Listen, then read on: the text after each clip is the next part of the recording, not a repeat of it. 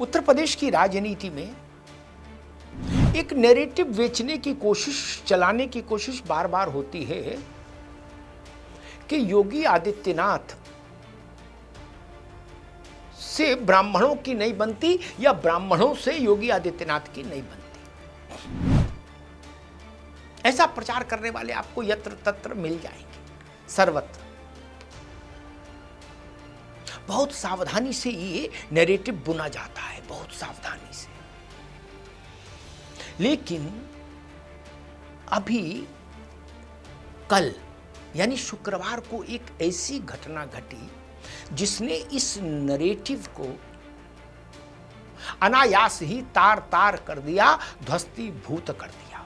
इस नैरेटिव का और इस नैरेटिव को गढ़ने वालों का सारा पानी उतार दिया शुक्रवार की घटना ने, जो लखनऊ में घटी।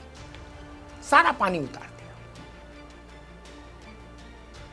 तमाम चेहरे बेनकाब हो गए। विषय था एक ओटीटी पर आने वाला एक सीरियल, एक शो नेटफ्लिक्स पर आना था उसको, और उसका टाइटल था घूसखोर पंडित।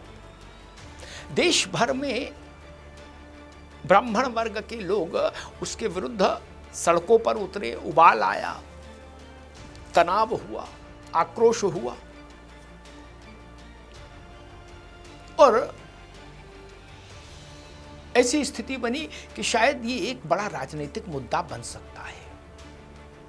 बीएसपी की सुप्रीमो मायावती ने इस पर स्टैंड लिया और उन्होंने ब्राह्मणों के पक्ष में, राजनीतिक ही सही लेकिन एक स्टैंड लिया, और उन्होंने कहा कि ब्राह्मणों के साथ इस ढंग की जो कोशिश की गई है इस शो के जरिए वो स्वीकार्य नहीं है। ये एक वर्ग का अपमान है, उसके प्रति असम्मान दिखाता है।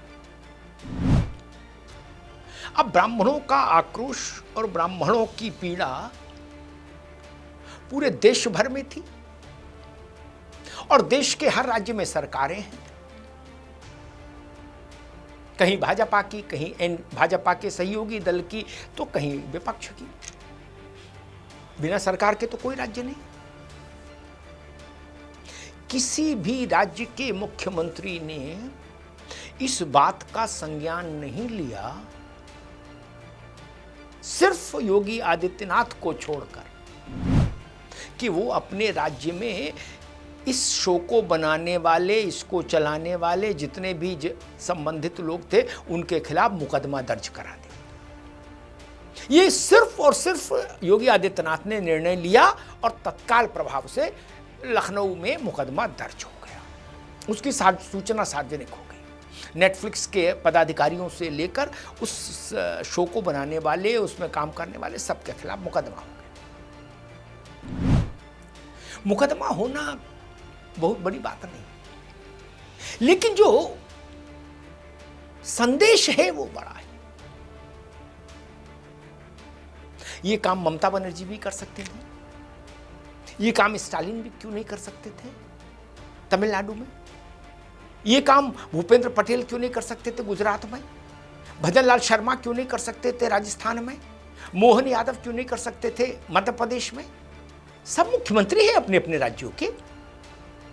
नायब सिंह सैनी क्यों नहीं कर सकते थे हरियाणा में, भगवंत मान क्यों नहीं कर सकते थे पंजाब में। नहीं, कोई नहीं कर पाया। ये हिम्मत और हौसला योगी ने दिखाया और मुकदमा दर्ज करा दिया। अब जो लोग इसी बात की खा रहे थे कि योगी की लीडरशिप में ब्राह्मण बड़ा असहज है, ऐसा प्रचार करके दिल्ली से लखनऊ, लखनऊ से दिल्ली तक हवा बनाने की कोशिश करते थे, वो लोग इस कदम के बाद औंधे मुंह गिर पड़े बेचारे। कहा भैया ये तो सब गड़बड़ हो गया मामला, अब क्या करें।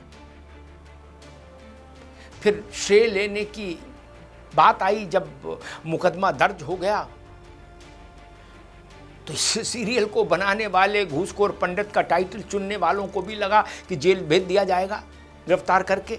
तो उन्होंने एक कदम पीछे खींचा और कहा कि हम अपनी सारे जो कैंपेन है, जो कैंपेन मटेरियल है, उसको सारे प्लेटफॉर्म से हटाते हैं और जनभावनाओं का सम्मान करते हैं, इसका टाइटल भी बदलेंगे, आदि आदि। मतलब उन्होंने अपने प्राण छुड़ाए, प्राण बचाए। तो जब ये हो गया तो क्रेडिट लेने वालों की फिर होड़ लगी कि तू चल के मैं चल, बोले हमने विरोध किया इसलिए ऐसा हुआ, हमने विरोध किया इसलिए ऐसा हुआ। लेकिन सच ये है कि बड़े देश के बड़े राजनेताओं में योगी आदित्यनाथ ने एक्शन लिया और मायावती ने रिएक्शन दिया। केवल दो बड़े लोग, एक योगी आदित्यनाथ, दूसरी बहन कुमारी मायावती। बाकी सब राजनेताओं ने बहुत देर से जागकर टिप्पणियां दी, बहुत देर से जागकर टिप्पणियां दी। जिस वक्त उनकी टिप्पणी की अपेक्षा थी उस वक्त वो मौन साध गए थे। वो चुना हुआ मौन था, उनको लगा कि मौन रहना ही ठीक। जैसे यूजीसी का मसला जब हुआ था तो तमाम लोग मौन हो गए थे इस देश में। मायावती जी तब भी बोली थी। कम से कम मायावती किसी मसले पर मौन नहीं होती, टिप्पणी करती। जो उनकी विजडम कहती है वैसा वो कहती हैं, एक लाइन लेती हैं। तो आज का विषय मेरे संज्ञान में मेरे लिए महत्वपूर्ण है कि योगी ब्राह्मणों के खिलाफ हैं और ब्राह्मण योगी के खिलाफ हैं। ये नारा बुलंद करने वालों को कल समय ने अचूक उत्तर दे दिया। और योगी आदित्यनाथ के साथ एक ये भी संयोग जुड़ा है कि जब जब उनके हटने की या हटाए जाने की घोषणाएं उनके विपक्षी राजनेता सार्वजनिक तौर पर करते हैं या उनके इधर और उधर वाले गुपचुप ऐसी बातें प्रचारित करते हैं कि योगी कमजोर हो गए, योगी हटाए जाएंगे, तब योगी आदित्यनाथ और ज्यादा मजबूत होकर सामने आते हैं। एक ये है उनकी 2017 मार्च में योगी आदित्यनाथ ने शपथ ली थी मुख्यमंत्री की, सबको पता है।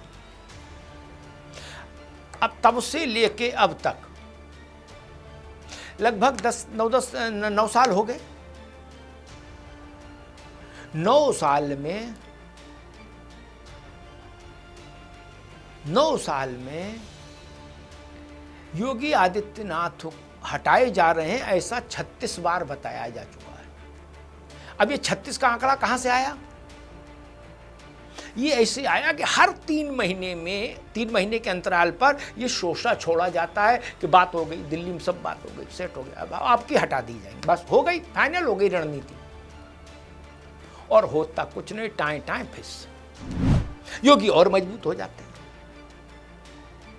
कहा जाता नहीं, अब रामलाल को मैसेज दे दिया श्यामलाल ने, और श्यामलाल ने मुरारी लाल को, और हीरालाल ने फलाने को।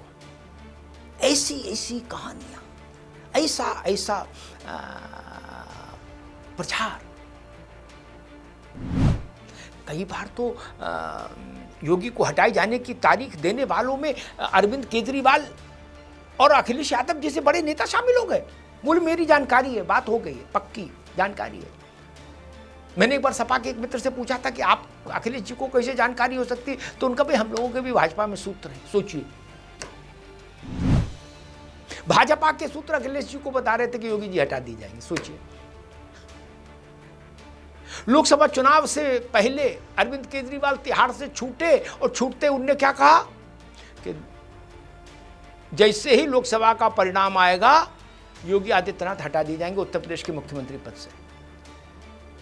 जून 2024 में लोकसभा का परिणाम आ चुका और 25 खत्म हो गया, 26 की फरवरी चल रही है। योगी आदित्यनाथ अभी भी वहीं है पूरी ताकत के साथ। अब बताइए अरविंद केजरीवाल का क्या कहा, से क्या पूछा जाए और क्या सुना जाए उनकी बात। अखिलेश जी कई बार ऑफर दे चुके हैं भाजपा के भीतर के नेताओं को। उन्होंने केशव मौर्य को ऑफर दिया था एक बार बरसात के मौसम में, कहा था आ जाओ केशव जी, 100 विधायक ले आओ, मैं चट मंगनी पट पे हक कराऊं, शपथ करा दूं मुख्यमंत्री की, मानसून ऑफर है ये हमारा। लेकिन उसमें कुछ हुआ नहीं, बात आगे नहीं बढ़ी, न बढ़नी थी न बढ़ी। अखिलेश जी का ऑफर बेकार हो गया। तो जब अरविंद केजरीवाल और अखिलेश यादव जैसे बड़े नेता इस तरह की तारीखें अटकलबाजी करने लगे और तारीखें देने लगे और मुहूर्त बताने लगे कि योगी अब हटाए जा रहे हैं, तब हटाए जा रहे हैं, तो स्थिति थोड़ी विचित्र हो जाती है। छोटे नेता ये सब करें समझ में आता है, बड़े नेता, और समय साक्षी है कि इन 9 वर्षों में योगी को जब जब हटाने की बात कही गई, योगी और मजबूत हुए। ये कुछ वैसी स्थिति है कि जब जब विपक्षियों ने नरेंद्र मोदी को व्यक्तिगत रूप से आक्षेपित किया, उन पर हमले किए, तब तब नरेंद्र मोदी और ज़्यादा शक्तिशाली और ज़्यादा सामर्थ्यवान और ज़्यादा ऊर्जावान बनकर सामने आए। लगभग उसी मिजाज की बात मैं कह रहा हूँ कि जब जब ये प्रचारित करने की कोशिश की गई कि योगी आदित्यनाथ जा रहे हैं और फलाने आ रहे हैं और फलाने आ रहे हैं, तब तब योगी आदित्यनाथ और मजबूत हुए हैं और खूंटा गाड़ के उत्तर प्रदेश में बैठे हुए। कल की घटना उत्तर प्रदेश की राजनीति के लिए भी बड़ी महत्वपूर्ण है। ब्राह्मणों के हृदय को जिस बात ने आंदोलित किया, उस मामले में देश में सबसे पहला प्रशासनिक कदम उठाया किसी ने, तो वो योगी आदित्यनाथ थे। ये कल का एक बड़ा राजनीतिक सबक है। धन्यवाद।